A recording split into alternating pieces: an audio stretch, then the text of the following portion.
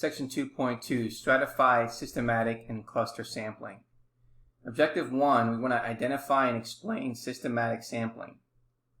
To perform a systematic sampling, we randomly select an object out of the first k objects and also select every kth object after the first selected object until we have as many objects in our sample as we would like.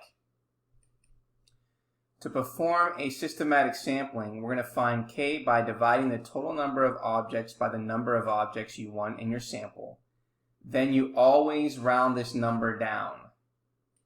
Using the calculator, we're going to randomly select a number between 1 and k, and then we're going to select every kth object after the first object until you get the amount of objects you want in your sample. So for this example, we want to design a plan to perform systematic sampling. A grocery store owner wants to survey customers as they leave the store on a certain day. There are about 470 customers each day. The owner would like to get feedback from at least 40 customers. From past experience, she knows that if 60 customers are approached, about 40 of them will participate in a survey. We want to be able to design a plan to select a sample. Well, the first thing we want to do is we need to figure out what k is. In order to find out what k is in step number 1 is that we need to take the total number of customers, which is 470, and divide that by the sample size that we have, which is 60. So 470 divided by 60 is approximately 7.8, and again, according to number 1, we're going to always round this number down to 7. So we divided 470 by 60, which is about 7.8.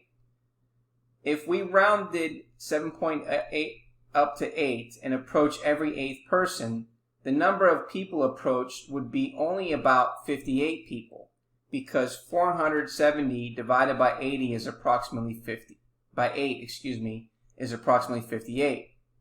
But that would not meet the owner's goal to approach 60 people. If we round 7.8 down to 7 and approach every 7th customer, the number of people approached would be about 67 people, which meets the owner's goal. So every 7th customer should be approached. Now in our calculator, what we want to be able to do is we want to be able to then go ahead and put in the seeding. In this case, we're going to put in the number 58. So in our calculator, we're going to put in the seed, which is 58, and store that, and press enter. And then what we're going to do is we're going to use the probability function again with randint. Now we want to figure out what is that kth value. So if we put in 1 to 7, since we're using 7, and hit enter, we're getting a value of 2.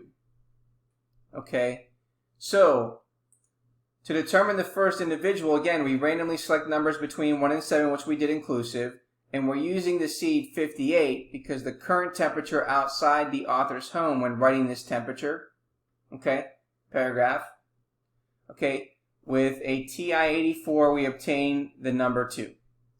So the pollster should approach the second customer and every 7th customer after that. So we're starting with number 2, and then we add 7 to that because that represents k. 2 plus 7 gives you 9. Then 9 plus 7 gives you 16. 16 plus 7 gives you 23. 23 plus 7 gives you 30, and then it continues. And therefore, that's how we're selecting each kth customer.